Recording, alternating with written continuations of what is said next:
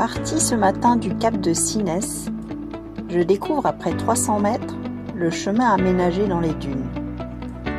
L'appel de la balade est irrésistible.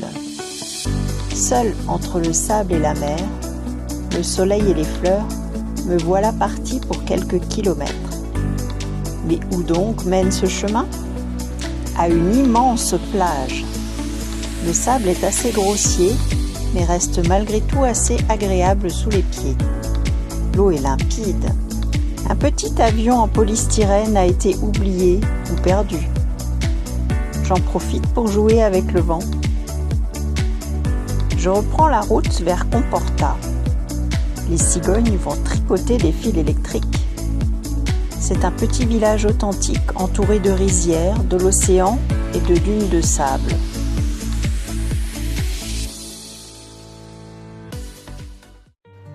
Le chemin du port est très mauvais. Ce port sur pilotis est unique en Europe. Il existe depuis environ 200 ans. Il sert de lieu de mouillage aux bateaux de pêche de la région et est configuré de façon à ce que les pêcheurs aient toujours accès à leurs bateaux, quelles que soient les marées. Il semble suspendu entre ciel et mer.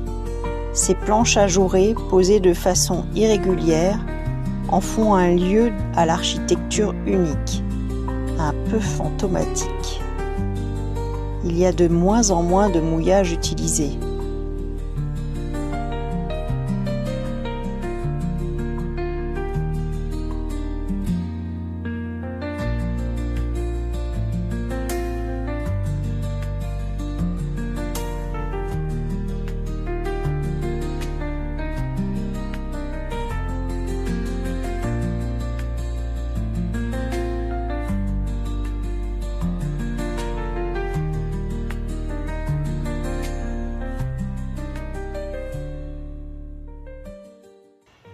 Évora est une petite cité médiévale classée qui est l'une des mieux préservées du pays. La cité est entourée de remparts du XIVe siècle et abrite un charmant centre historique. Je suis arrivée par la partie romaine qui date du IIIe siècle, par la place du temple de Diane. Il ne reste que les colonnes corinthiennes avec leurs chapiteaux de marbre.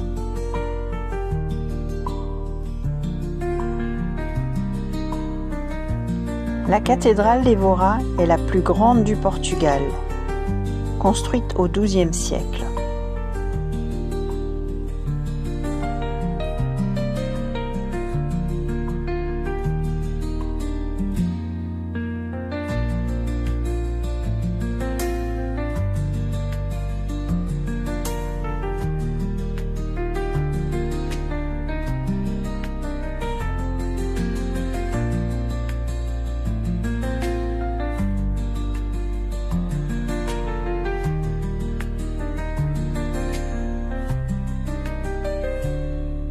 La place do Giraldo, entourée d'arcades, est la place principale du centre historique et date de 1571. La fontaine en marbre est de style baroque.